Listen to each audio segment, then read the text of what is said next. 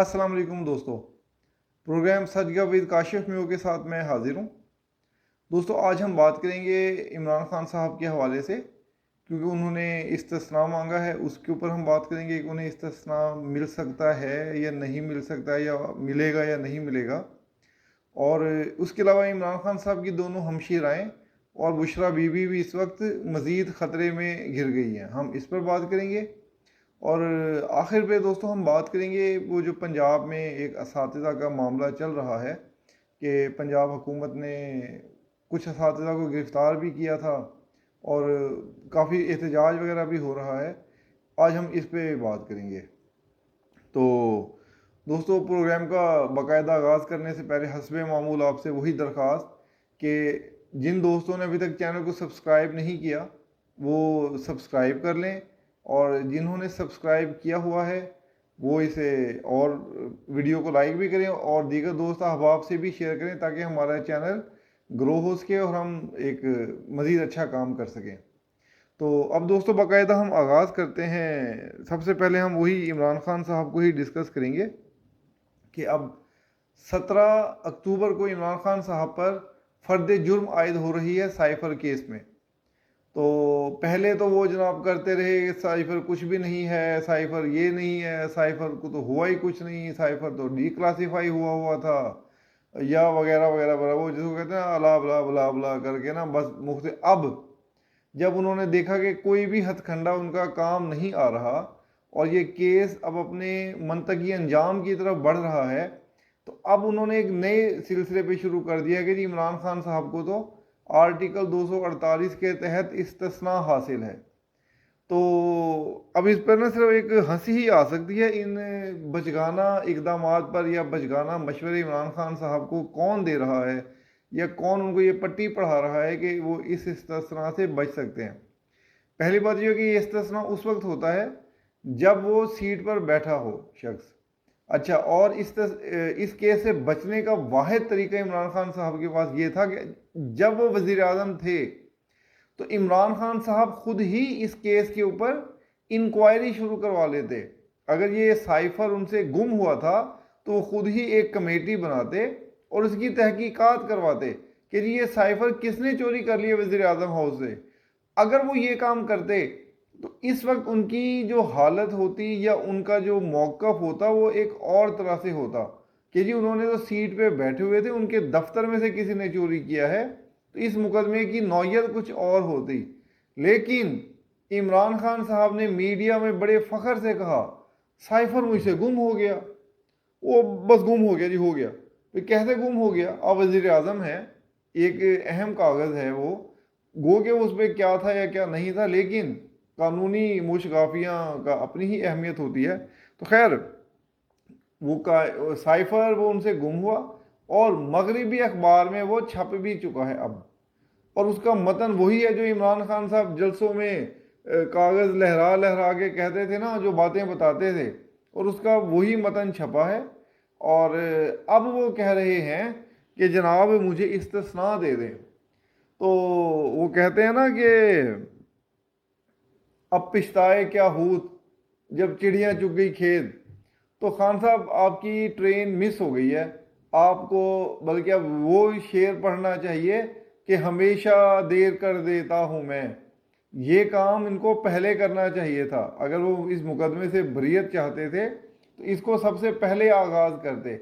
अब फ़र्द जुर्म के ऊपर पहुंचकर इस पे इनको सुनवाई नहीं मिल सकेगी।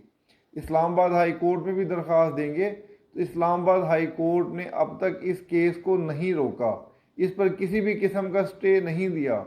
सोमवार को खैर इस पर समाअत भी देंगे, इस पर एक समाअत भी है एक, और इस पर कि आया इसको रोका जाए या नहीं। तो सोमवार तक, और वो जेल ट्रायल की भी चल रही है कि ये ट्रायल जेल में होगा या कहाँ होगा। अच्छा, ये भी देखें आप खान साहब की मजीद कि वो पहले इन मामलात में उलझे हुए हैं कि जी इसमें जेल में ना करें, अदालत में ट्रायल करें वगैरह वगैरह। तो अगर उनको इस्तिस्ना चाहिए था तो उसी वक्त सबसे पहले करते। तो खैर अब खान साहब आप बहुत देर कर चुके हैं, आपको इस्तिस्ना नहीं मिलेगा। इस केस में आपका इकरार जुर्म ही आपके लिए सज़ा, आपको सज़ा दिलवाने की वजह बनेगा। سائفر مجھ سے گم ہو گیا، یہ جو جملہ آپ نے کہا ہے نا، یہ جملہ عمران خان صاحب کو ہر وقت یاد آئے گا، یہ بار بار ان کو یاد آئے گا کہ یہ میں نے کیوں کہا۔ وہ بڑبولے پن میں نا خان صاحب بہت ساری باتیں کہہ جاتے ہیں۔ پہلے بات اور تھی، پہلے وہ تھے لاڈلے، تو لاڈلے بچے کے اوپر تو کوئی نہیں دھیان دیتا کہ وہ جو مرضی کہتا رہے۔ اب وہ لاڈلے کیا، وہ ستیلے سے بھی بدتر ہو گئے اب اس وقت، تو اب ان کی ایک ایک بات پرانی جو ہے وہ پکڑ میں آ رہی ہے۔ تو اب خان صاحب کا جو ہے نا اس میں معاملے میں بچنا مشکل ہی نہیں ناممکن ہے۔ تو یہ استثناء خان صاحب کو نہیں ملے گا۔ اب اس کو میں وائنڈ اپ کروں تو سائفر معاملے میں عمران خان صاحب کو کسی بھی قسم کا کوئی استثناء نہیں ملے گا۔ اس کیس کے گواہان زیادہ ہیں تعداد میں، لیکن گواہیاں ان کی مختصر ہونی ہیں، تو وہ بڑا تیزی سے مراحل اس کے طے ہوں گے۔ تو عمران خان صاحب کو ٹھوس شواہد ہونے کی وجہ سے اس کیس میں سزا بھی ہوگی۔ سزا کتنی ہوگی یہ تو بعد کی بات ہے، لیکن بچت کا امکان دور دور تک کہیں نظر نہیں آ رہا۔ وہ دور، بہت دور بھی دیکھیں نا تو خان صاحب کو اس کیس میں سزا سے بچنا مشکل ہی نہیں ناممکن ہے۔ تو خان صاحب اس کے علاوہ ہاں سزا کے بعد خان صاحب کو ضمانت مل سکتی ہے، لیکن اس کے لیے 2 کیسز اور تیار ہیں، ایک وہ سانحہ 9 مئی والا اور دوسرا توشہ خانہ نیب۔ یہ 2 سنجیدہ کیسز ابھی باقی ہیں، ٹوٹل 4 کیسز ہیں خان صاحب پہ۔ خیر، صرف اس میں خان صاحب کا ہی نہیں معاملہ، خان صاحب کے دیگر فیملی ممبرز بھی اس وقت الجھن میں ہیں۔ علیمہ خان صاحبہ، عظمیٰ خان صاحبہ، بشرا بی بی، یہ تمام خواتین جو ہیں عمران خان کی، یہ اس وقت مشکل میں ہیں۔ یہ بھی اس وقت افواہیں چل رہی ہیں کہ عمران خان صاحب علیمہ بی بی کو اپنی جگہ پر چیئر پرسن بنا رہے ہیں۔ یہ وہی عمران خان صاحب ہیں جنہوں نے 26 سال اس بات کے اوپر جو ہے نا مہم چلائی کہ یہ بڑی سیاسی جماعتیں موروثیت کرتی ہیں، یہ موروثی جماعتیں ہیں، ان میں باپ کے بعد بیٹا آتا ہے، بیٹی آتی ہے، اور اب خان صاحب خود وہی کام کر رہے ہیں۔ انہیں اپنی 26 سالہ پارٹی میں یا اپنی پوری پارٹی میں اور کوئی بندہ نہیں مل رہا کہ وہ علیمہ خان صاحبہ کو اپنا وہ جو ہے نا اپنی جگہ پہ نامزد کر رہے ہیں اور ان کو عہدہ دے رہے ہیں، جن کو سیاست میں کوئی تجربہ نہیں۔ علیمہ خان کو کیا تجربہ ہے؟ علیمہ خان نے تو آج تک الیکشن ہی نہیں لڑا، کسی الیکشن کی مہم بھی نہیں چلائی، تو وہ کیسے ایک پارٹی کی سربراہ بن سکتی ہے؟ تو یہ ہے وہ موروثیت اور یہ ہے وہ خان صاحب کے ڈبل سٹینڈرڈز، جن کی وجہ سے خان صاحب اب مشکلات کا شکار ہیں۔ بے شک ان کے جو عقل بند ہے نا حمایتی، انہیں کوئی فرق نہیں پڑے گا، وہ اس پہ بھی آنکھیں بند کر کے یقین کر لیں گے، لیکن خان صاحب مشکل میں ہیں۔ تو علیمہ خان، ابھی خان صاحب ان کو بنانا تو چاہ رہے ہیں، لیکن علیمہ خان اور عظمیٰ خان اور بشرا بی بی، یہ تینوں خواتین عہدہ نہیں سنبھال سکیں گی۔ عظمیٰ خان صاحبہ کے اوپر 2 کیسز ہیں، سانحہ 9 مئی تو ہے ہی ہے، وہ جو 5000 یا 5600 کنال کی جو زمین والا ہے کیس ہے، وہ بھی کافی تیزی سے آگے بڑھ رہا ہے۔ اس میں بھی یہ عظمیٰ خان صاحبہ کے خلاف شواہد موجود ہیں، گواہان بھی موجود ہیں، تو اینٹی کرپشن کی اس کیس میں عظمیٰ خان کا بچنا بہت مشکل ہے۔ اور علیمہ خان صاحبہ سانحہ 9 مئی میں وہاں پر موجود تھیں، وہاں کو بندوں کو اکسانے میں ان کا کردار ملوث ہے، جے آئی ٹی نے ان کی گرفتاری بھی مانگ لی ہے عدالت سے، تو ان کو آج نہیں تو کل اجازت مل جائے گی۔ اور سانحہ 9 مئی والا کیس بھی اب تیزی سے آگے بڑھ رہا ہے، اس میں بھی چلان جمع ہو چکا ہے اور جیل میں بھی ٹرائل شروع ہو رہا ہے خواتین کا یا جو دیگر لوگ تھے، تو اس میں علیمہ خان صاحبہ بھی ملوث ہیں۔ تو یہ اگر آج خان صاحب نے ان کو عہدہ دے بھی دیا تو یہ نااہل ہو جائیں گی اور ان کو بھی سزا ہونی ہے۔ بشرا بی بی ویسے ہی توشہ خانہ کے اندر مجرمہ ہیں، تو بشرا بی بی کا بچنا تو بہت مشکل ہے۔ تو عمران خان صاحب کو اب کچھ اور سوچنا پڑے گا۔